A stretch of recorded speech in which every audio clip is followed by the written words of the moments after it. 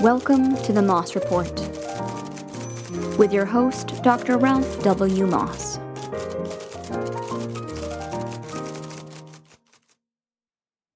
Hi, this is Ralph Moss, and this is the Moss Report podcast. And today we're doing something a little different. We're initiating hopefully what will be a series of conversations with patients who have had exceptionally interesting outcomes using a variety of methods, not just entirely conventional and not entirely complementary, but who are intelligently picking and choosing. And we're speaking with Doug Burnett, who's the patient, and with his wife, Rochelle, and they live in Des Moines, Iowa. Once a very thriving center for complementary cancer treatments, by the way, the western part of all of Iowa, because of former Senator Tom Harkin, and also Representative Berkeley Bedell. And there was a group, People Against Cancer, that was headquartered in Otho, a very small town in the sort of the northwest corner of the state. I don't know if you guys know that history, but so I had a memorable visit out to Iowa back some years ago. And I think maybe the independence of mind of the people of Iowa, that they're pretty famous for, fostered an openness to complementary treatments. In any case, Doug and Rochelle, great to have you on the podcast. And I just want to begin by asking you, maybe, and we've spoken before, but maybe you could explain to the listeners what your diagnosis is and how this unraveled or unfurled for you. Sure. That's a long story we'll try to make real brief. March of 2019, out of the blue, certainly nothing that I expected, I was diagnosed with cancer of the GE Junction, gastroesophagus, and was at that time staged 3. And subsequently learned that was incorrect and was moved to stage 4 as it had metastasized. So 2 months at a major cancer hospital, and then a period of no treatment while I did some research and made a change, and then ended up at an integrative center, a little closer to our home. And we just recently, in the last couple of months, based on PET scans and endoscopies, have been declared no evidence of disease. So I'm currently doing chemo and living my life, which is a huge blessing.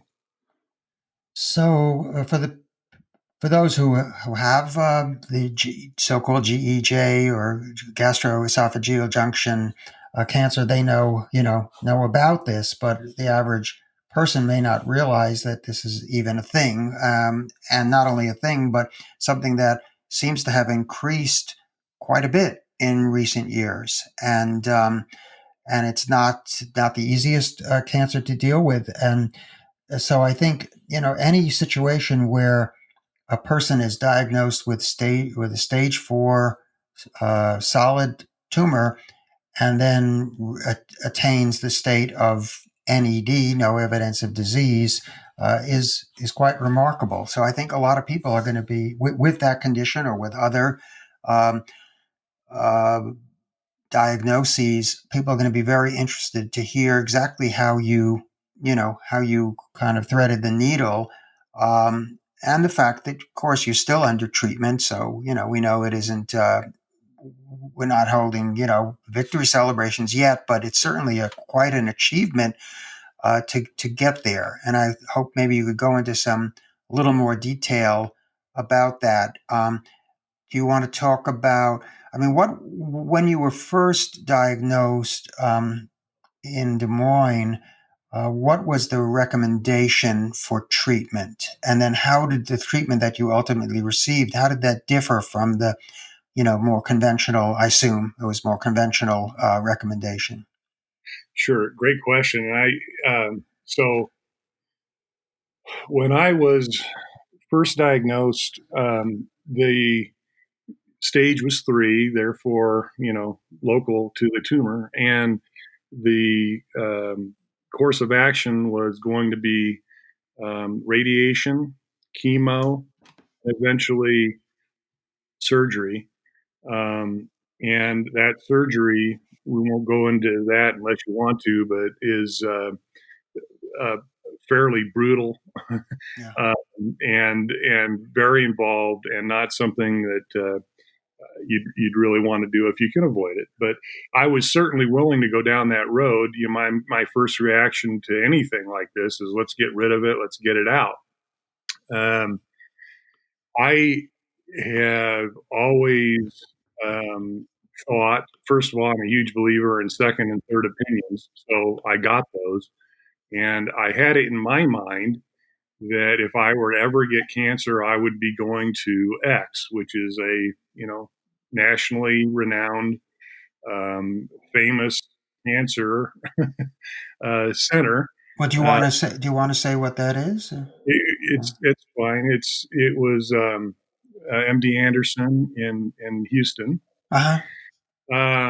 and we basically moved down there for a couple months. When we first got there, the surgeon that I met with was questioning some of my scans. Thank goodness, because we did some rescans and some biopsies and discovered that it wasn't localized. It had moved outside the tumor, and I had some lymph nodes affected. They weren't far and ranging, and I had no major organs affected. Mm-hmm. The prognosis from our oncologist there was pretty grim, and I don't want to say that they literally said go home and die, but that's kind of the attitude that we were getting. Was Yeah. There wasn't a lot of hope, and I get it. They were quoting statistics, and they weren't, real encouraging that way. In spite of my insistence that this was something that I was going to fight and I was going to try to cure, I never felt like they really owned that. They did the right things and they went through the motions, but I just never felt like it was something that they were really taking a personal interest in. And it's a huge facility. And to be fair, if I had other cancers, I think maybe that would be something, because I know a lot of people who sing their praises and they've done a lot of good work. Yeah. For whatever reason, whether it was my type of cancer, the particular doctors that I had, or so on, we just weren't feeling the love. I did started on Folfox there, which is the typical first line, and by the way, I think this is a good place for me to just pause for a minute and say that within 2 or 3 weeks into this treatment, which was fairly brutal with side effects, we ordered the Moss report from the urging of my daughter, and then subsequently talked with you, Dr. Moss, live. Mm-hmm. You once you knew what I had gone through and where I was, you basically told us exactly the experience that we were going through. was Really? incredible and insightful and comforting to us that we had somebody who kind of understood, what was going on. Yeah. So with that knowledge, we kind of stayed the course for the 2 months of the recommended treatment. I know my body pretty well. I knew that it was not responding, and 2 weeks or 2 months into the treatment, the scans demonstrated that there was no effect. by that time, we had done quite a bit of research and just felt like this was not a fit for us any longer, Mm-hmm. and left that facility. Based on that,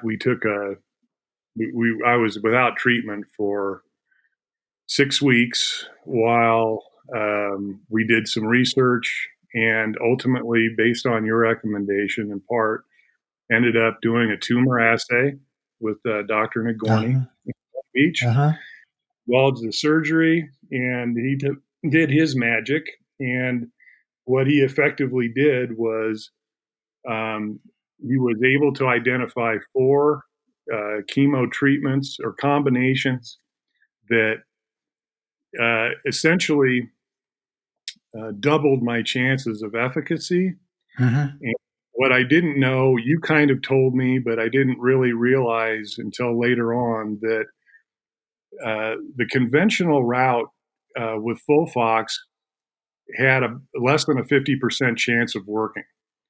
And the subsequent chemo that they wanted me to go on when that didn't work had a 23% chance and had as much or more of a caustic side effect.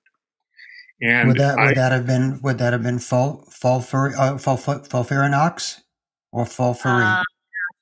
Uh, so Folfox was the first line. The second Yeah.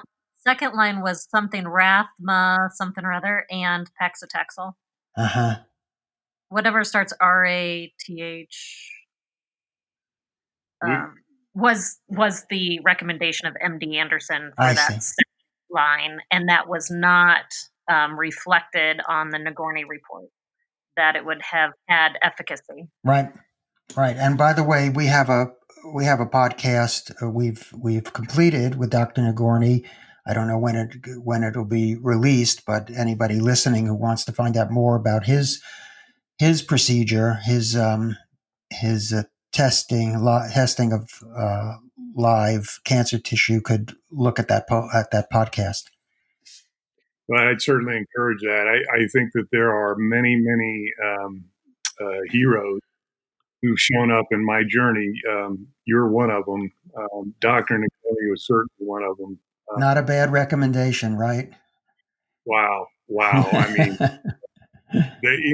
and I got to tell you, and I don't want to be, I don't want to be too brutal here, but I want to also be transparent and honest. You two were the first people, well into this diagnosis and treatment who gave me any hope. Mm-hmm. It was nothing but fear and darkness, to tell you the Yeah. truth. Strange. It was really a tough go, and Yeah. to have people who said, there are alternatives and there's ways to tackle this that can work was a huge ray of sunshine. So thank you. Great. You're quite welcome. Yeah. So Dr. Nagourney, he's he was very upfront and said, what they recommended may very well be exactly what you need. We can't guarantee that we're going to find anything, but if we do, chances our efficacy are going to double. And that sounded like a pretty good, darn good odds. proposition to us. I mean, so I actually flew to Long Beach to have that surgery. That's not required, but we did. And he came up. He got real excited. He called us on a Sunday and came up with these 4 combos.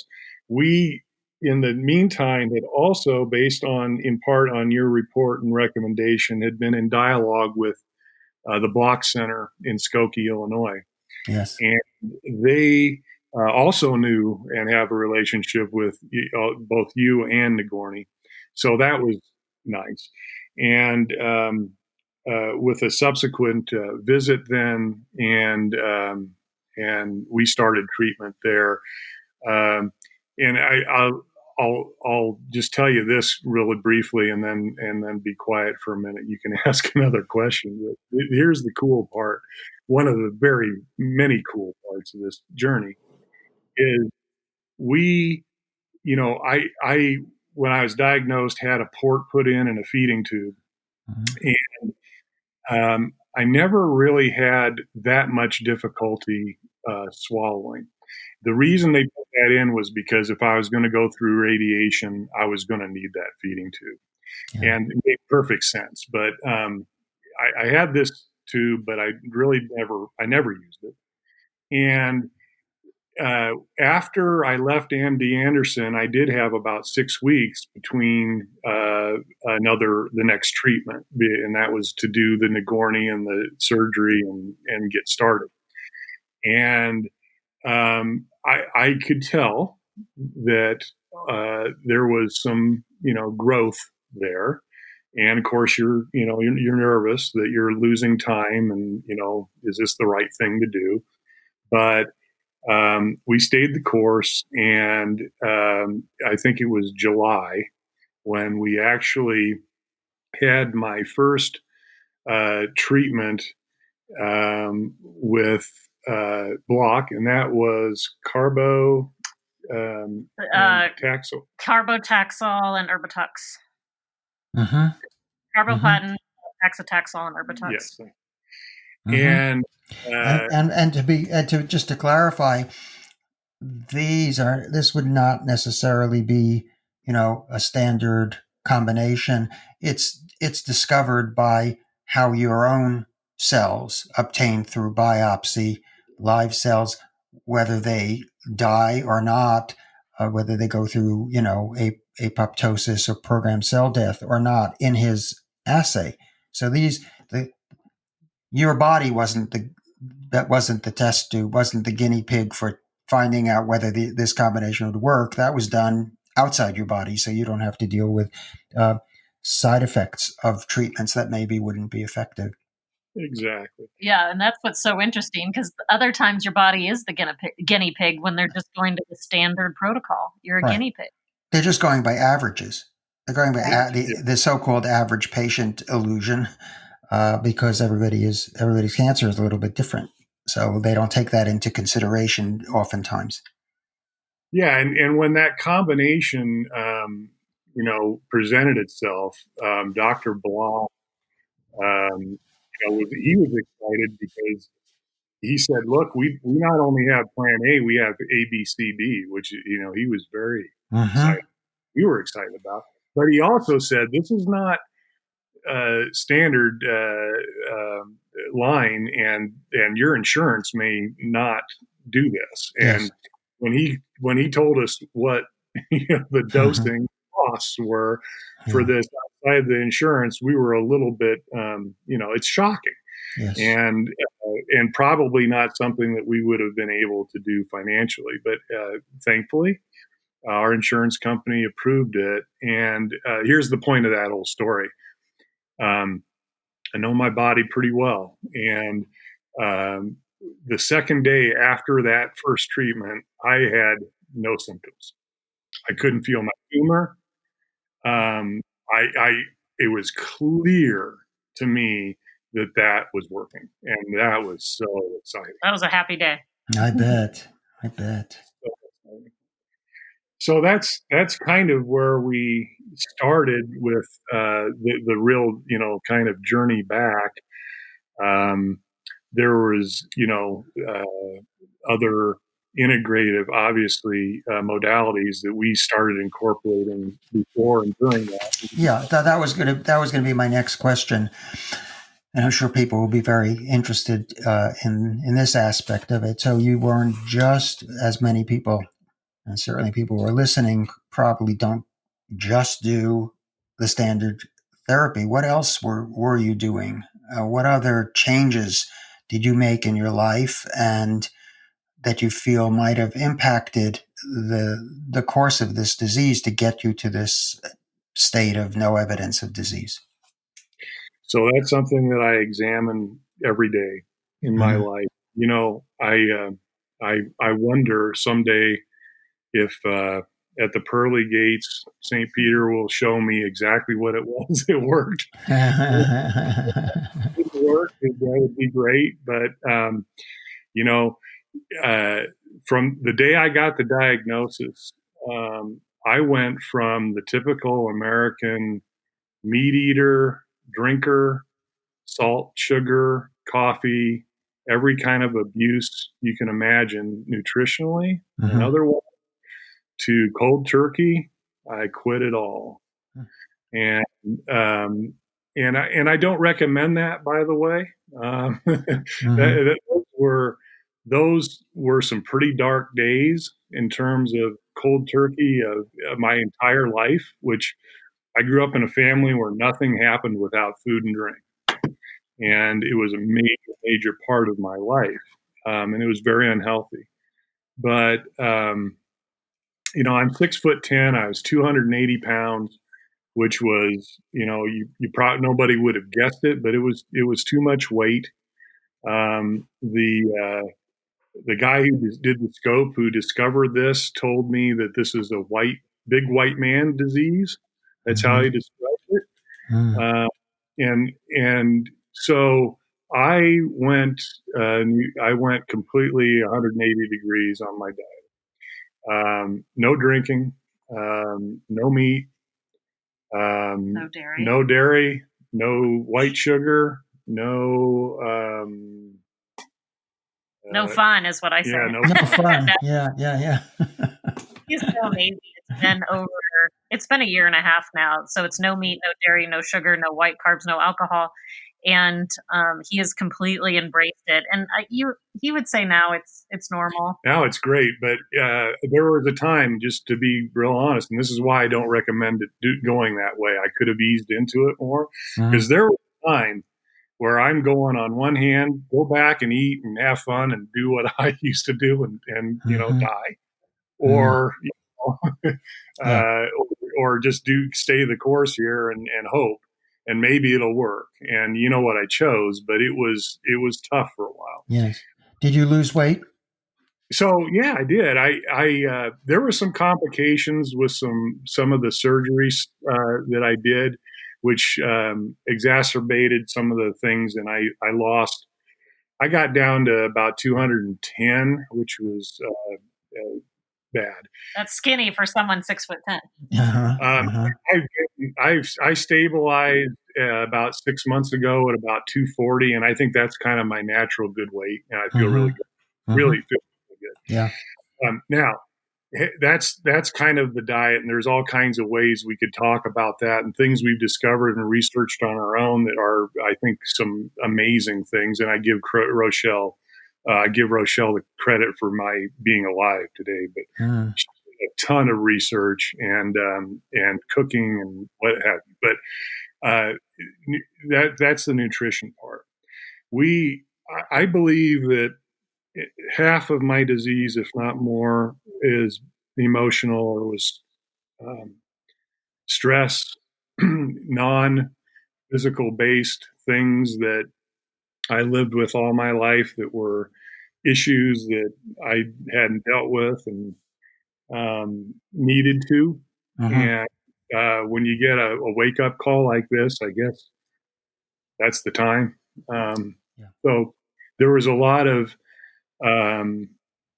there was some therapy. There was a lot of prayer. There was a lot of reflection. And I'd never meditated in my life. And I got to say that probably one of the biggest tools in my kit for being where I am today has been regular meditation.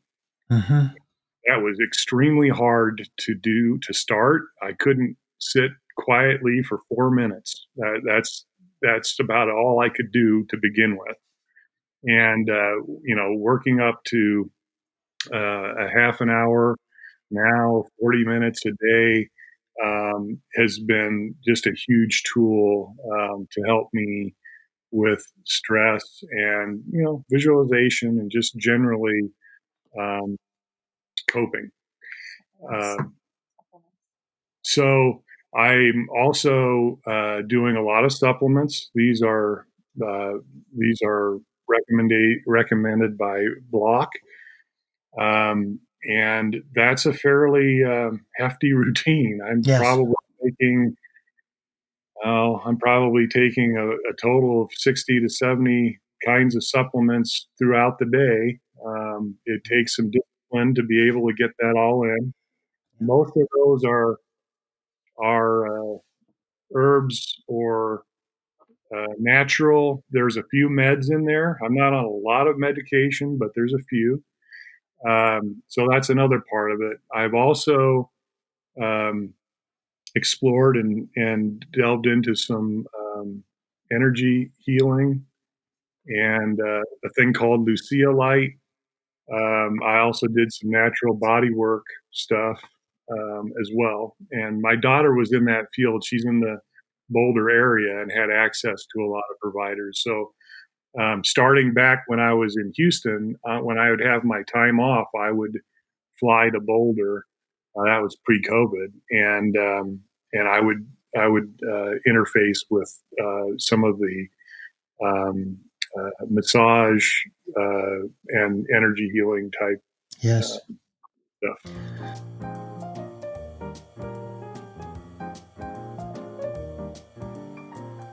We would like to take a moment to thank our Patreon subscribers for helping to make this program possible. If you would like to have access to exclusive content, including transcriptions, episode recaps, and special offers, become a patron today at patreon.com/mossreports. So I just want to say to the listeners two things, if you don't mind. So one of them is how unusual this is, that this combination of having two brilliant people, Nagourney and Block, who not only are treating you but are talking to each other, actually supplementing what the other one is doing, in the sense that sometimes, people get a recommendation from Nagourney that might very well be just the right thing for them, and they can't find a doctor who's willing to administer that treatment, or they can't afford it because the price of cancer drugs has gone through the roof, as I'm sure you and many of our listeners know. So that was incredibly fortunate that you were able to get the Nagourney's test done in California. By the way, good move to go out there and have it done. I think that's, in the end, that's probably the simplest way to do that. But also, that you found out, in this case through me, but, other people find Block on their own. And Block is, not only does he have literally 40 years experience in dealing with cancer, but that he's willing to be modest enough to realize that there might be something superior to just the textbook recommendations. So Block relies a lot on the textbook, which is the National Comprehensive Cancer Network recommendations, but he also is willing to color outside the lines, and that's the first thing I wanted to say. So that was a really well done part of your treatment. The other point I want to make, though, to the skeptics out there, and there are a few who accept the common line that supplements interfere with chemotherapy, take a good look at this case, because here's a man who's doing chemotherapy and also taking 60 to 70 supplements and herbs a day. So if ever there was a case where the supplements, if they really interfered with chemotherapy, they should have done so in spades in your case. And instead, you are in that enviable NED, no evidence of disease category. How does that happen? Again, we've done a podcast with Keith Block. I'm not sure if that will come out before our interview with you or after it, but I'd like people to, if they're interested, to listen to the podcast that we did with him, because I'm totally in agreement with him that it's really the other way around. As a generalization, as a generality, the food supplements, nutraceuticals, and so forth don't conflict with chemotherapy. Mostly, they enhance chemotherapy. They're synergistic with chemotherapy, but there are exceptions, and so you need a very, very well educated, very knowledgeable doctor to be able to research this and say, no, you shouldn't take such and such with that particular drug. There are exceptions, but as a general rule, it isn't what the most oncologists say. Don't do that. Don't take any supplements. It's the opposite. It's generally safe and sometimes very synergistic to do the two together, with caution. You must take everything with a certain amount of caution and research. So I just want to say that you're sort of the poster child for concurrent use of supplements and special foods, medicinal foods with chemotherapy. And some people will ask, me to send them a list of Doug supplements. Like, what does he take? As if the supplements alone do it. But his supplements are based off his blood terrain. So one thing that the Block Center does a good job at is looking at his blood. The other thing he did not mention is the drugs that go through, or the vitamins and supplements that go through his port, which is the high dose vitamin C, resveratrol, curcumin, quercetin, and glutathione. Which is unbelievable. Really, very, very wonderful thing that Block has added in the last few years is, intravenous nutraceuticals, resveratrol, curcumin. This was extremely difficult to get, almost impossible just a short while ago. And I know I was very thrilled to hear that he was doing that. And the high dose vitamin C, which is now a proven effective treatment for a different kind of gastrointestinal cancer, namely pancreatic cancer. So we know that, this is something very powerful also. And we'll never know. Well, maybe when you get, hopefully in the far, far distant future, when you get to those pearly gates, St. Peter will be able to inform you which of all these things was. My guess is that he's going to say it was all of them rather than, one or two specific. You must be talking to Dr. Block, because that's exactly what he said. I wouldn't bet against you. I think that's probably. I met him 40 years ago this summer, and he's older and wiser too. But basically, yeah, I mean, we've been on the same wavelength for a long time. Just in case, I hope not all your listeners are going through what I have, or maybe they know somebody or whatever. But I hear this not only in my case, but repeated over and over again. We were at a nationally renowned cancer treatment center, and actually our place in Des Moines as well. When we were talking to I'm doing air quotes here, nutritionalists, and I'm sure they have their certifications, and their recommendation was eat whatever you want. The only thing we care about is don't lose weight. So if you want a burger, have a burger. You want a shake, have a shake. And I mean, even me early on, not knowing anything, and I hear this again it just does not, that does not strike me as something that's wise. I think I know the reasons why they say that, but we don't need to go there. I think that it's just incredibly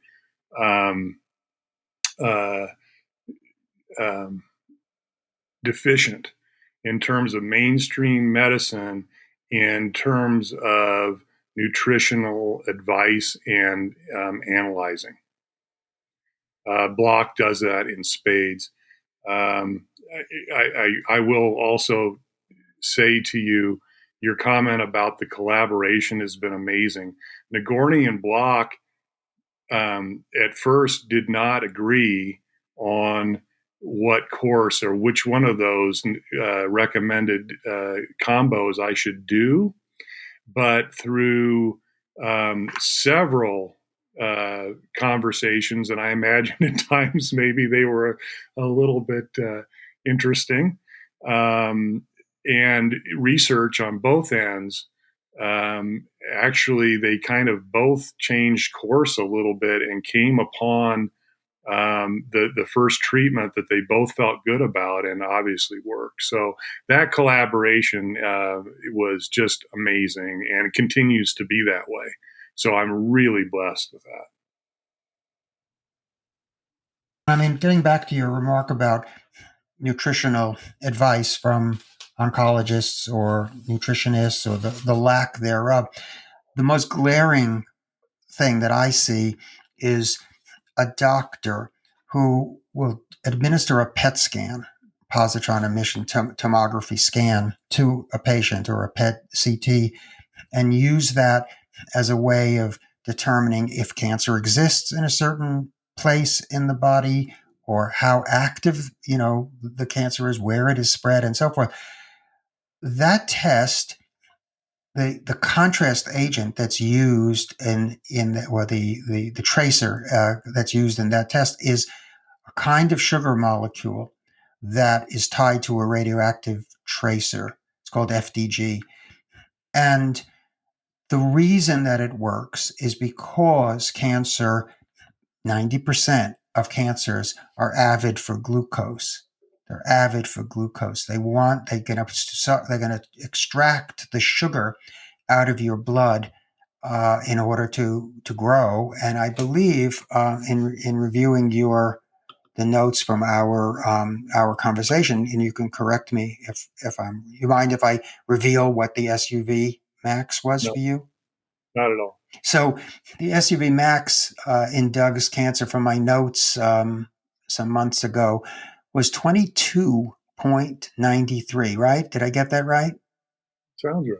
I have 5 exclamation points in my notes after that number, because what that means is that his cancer was consuming glucose, this form of glucose called FDG, at a rate that was, I'll do the math quickly here, but it was about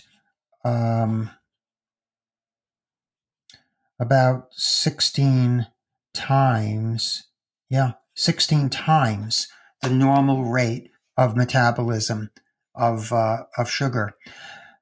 That's about almost the maximum amount that a cancer cell can possibly attain in terms of its sugar metabolism. In other words, the cancer, a very active cancer that requires an enormous amount of sugar for its maintenance and growth, and then you were originally consuming a diet that contained a lot of carbohydrates in it, if it was the typical American diet, and you have the same doctor who's ordering up the PET scan, telling you, or having his surrogate tell you, go eat whatever you want, and it doesn't matter, right, whether you eat sugar or you don't, or whether you have high carbohydrate meals or refined grains or not, which is just adding fuel to the cancer. And yet they can, without even considering for 1 minute, this glaring inconsistency in their logic. They're telling you, go eat whatever you want, with a cancer that's multiple times in terms of its avidity, and that's the technical term. It's avid for glucose. So I just wanted to say that there's so many kind of illogical and irrational things that you come across in terms of the standard approach to cancer, and it's a blessing to be able to occasionally find somebody who can sort of stand back from that and say, no, I'm going to think this through using my own brain power, my own education, my own reading, and I'll come to a conclusion based on the scientific facts, not based upon, are my colleagues going to think I'm weird if I say don't have a sugary drink from McDonald's or something. So I just think it's great what you've done, and I salute you. I think it's wonderful. I hope you keep on doing this, and that you really can stay in that state of remission and no evidence of disease for a very, very long time. Thank you. We find that most